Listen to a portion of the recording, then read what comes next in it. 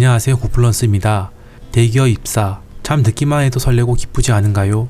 멋진 수트에 서류 가방, 그리고 한 손에는 커피 한 잔. 이렇게 출근하는 나의 모습을 상상만 해도 좋은 것 같습니다.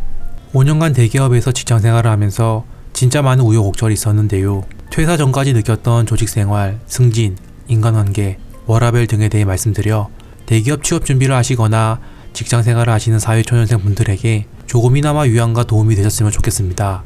저는 지방에서 나름 명문고라 불리는 고등학교를 졸업하고 서울권 중상위권 대학에서 평범한 대학교 생활을 했습니다. 남들처럼 대학교 1학년 때에는 미친듯이 놀고 그 뒤 군대를 다녀와서 3, 4학년 때에는 열심히 취업 준비를 했습니다. 어떻게 보면 별 특별할 거 없는 평탄하고 정석적인 대학교 시절을 보냈던 것 같은데요. 학창시절 인생의 전부는 좋은 회사에 취업을 하는 것이었고 그 외의 다른 방향과 가능성에 대해서는 생각 자체를 안 해보았죠. 지금 생각하면 진짜 대한민국에서 주입식 교육의 결과로 직장생활에 최적화된 사람으로 길러진 것 같습니다. 어쨌든 그렇게 열심히 살아온 결과로 운 좋게 졸업과 동시에 대기업에 취업을 했죠. 입사 후 첫 3개월 동안은 정말 꿀 같았습니다. 회사 자체 아카데미에서 신입사원 교육을 받았는데 솔직히 동기들과 놀면서 월급을 받았으니까요. 지금도 동기들과 아카데미 연수원 생활 때가 정말 기억에 많이 남습니다. 하지만 그때까지가 제일 좋았죠. 신입사원 연수를 마치고 나면 첫 부서를 배치받게 되는데요. 첫 직장이고 첫 사회생활인 만큼 기대 반 설렘 반이었습니다. 저뿐만 아니라 신입사원이라 하면 누구나 회사 발전에 큰 역할을 하고 회사 임원이 되어서 멋지게 퇴사를 하겠다는 당찬 포부를 가지며 일을 시작할 겁니다. 하지만 신입사원으로 입사를 해서 첫 부서 배치를 받고는 본인이 회사에서 중요한 역할을 할 수 있다는 큰 기대는 하지 않는 게 좋습니다. 적어도 3년에서 5년은 일을 해야 뭔가 주도적으로 업무를 맡아서 진행할 수가 있습니다. 그 전까지는 온갖 잡무인, 복사, 심부름, 운전, 업무 서포트 등을 할 겁니다.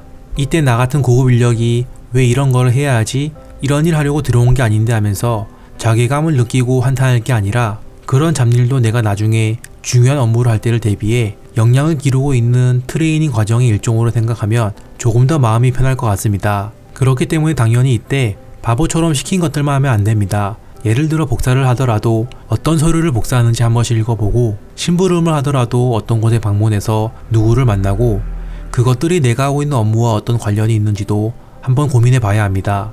또한 출장 시 운전기사로 동행을 할 때도 선배들이 사람을 만나서 하는 이야기, 통화 등 어떻게 업무 협의나 영업 등을 하는지 수많은 잡무 안에서도 내가 얻어갈 수 있는 의미를 찾는 노력을 꼭 해야 한다고 생각합니다. 가만히 있는다고 선배들이 하나부터 열까지 알려주지 않거든요. 그런 노력의 결과가 그 순간은 아무것도 아닌 것 같지만 쌓이고 쌓여 1년, 2년 시간이 지나면 다른 동기들보다 빠른 성장을 할 수 있는 원동력이 될 수도 있습니다. 두 번째로 본인에게 그 일이 정말 심장을 떨리게 하고 너무 좋아서 나도 모르게 나오는 열정이라면 모를까 직장 상사들한테 잘 보이고 빠른 진급을 위해 야근을 불사르고 열심히 일하는 것을 안 하셨으면 좋겠습니다. 왜냐하면 대기업 조직은 사회 초년생 분들이 생각하시는 것처럼 노력과 실력 순으로만 승진을 하는 곳이 아닙니다. 제가 겪어보니 운이라는 부분이 엄청난 포션을 차지하는 것 같습니다. 여기서 말하는 운은 우선 신입사원의 경우 첫 부서를 어디에 배치받고 첫 사수를 누구를 만나느냐에 따라 앞으로의 직장생활이 대부분이 결정될 수 있다는 겁니다. 흔히 회사 내에서 잘 나간다는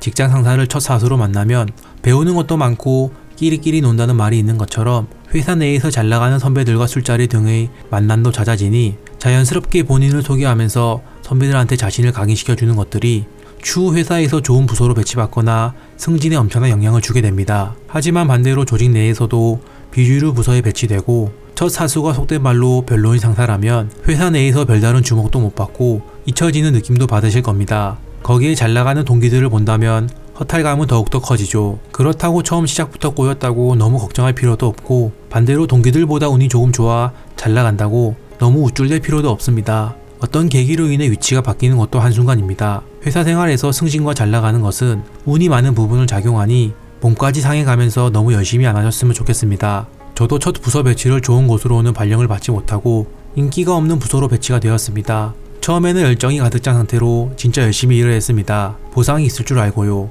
하지만 오히려 그런 열정이 번아웃을 일으키고 퇴사라는 결정을 한 것도 있는 것 같습니다. 업무 강도를 조절해 가면서 일을 해야 오랫동안 지치지 않고 길게 직장생활을 할 수 있다고 생각합니다. 세 번째, 철저하게 직장생활은 이윤 추구 집단이기 때문에 회사가 나를 끝까지 케어해 줄 거라 생각하지 않았으면 좋겠습니다. 나는 하나의 소모품일 뿐이고 큰 조직에서 나 하나 없어도 굴러가는데 전혀 문제가 없다는 거죠. 회사는 우리가 매출을 얼마나 뽑아주는지에 대해서만 고민하고 최대의 효율을 얻으려고만 합니다. 인간적인 것은 크게 기대를 안 하셨으면 좋겠습니다. 만약 무언가 일이 터지면 책임 소재를 찾기 바쁩니다. 열심히 일해도 문제가 생기면 한순간 차갑게 돌아서는 게 회사입니다. 그러니 너무 애착을 가질 필요도 없고 그래야 상처도 덜 받습니다.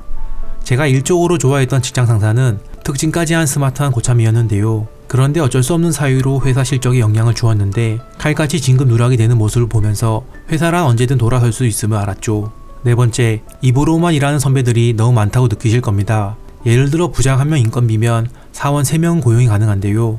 이런 입으로만 일하는 부장들은 답은 안 주고 쓸데없는 보고를 위한 보고서 작성 등 비효율적으로 업무 처리를 지시합니다. 요즘은 전자결제로 점점 바뀌고 있는데 전자결제는 그것대로 진행하고 서면으로 또 한 번 결제를 받는 등 이중으로 일하는 비효율적인 것들이 찾아보면 참 많죠. 메일로 업무 참조를 보내면 확인을 해야 하는데 확인도 안 하고 문제가 생기면 언제 알려줬나고 어이없게 하는 경우도 많습니다. 젊은 실무자들이 직급이 높아질수록 업무를 더 효율적으로 할 수 있는 분위기를 점점 만들어가야 개선이 될 부분 같습니다. 다섯째, 우물 안에 개구리가 되지 않았으면 좋겠습니다. 대기업은 수백 명에서 수천 명의 사람들이 일하는 조직으로 업무량이 많고 바쁘다 보니 본인이 하는 업무에만 신경 쓰고 바깥 사이가 어떻게 돌아가는지 관심이 없는 경우가 많습니다. 회사에 취업을 했다고 안심할 게 아니라 사람 일은 모른다는 말이 있듯이 바깥 세상에 항상 관심을 갖고 어떤 기회가 있는지 꼭 확인을 해야 합니다.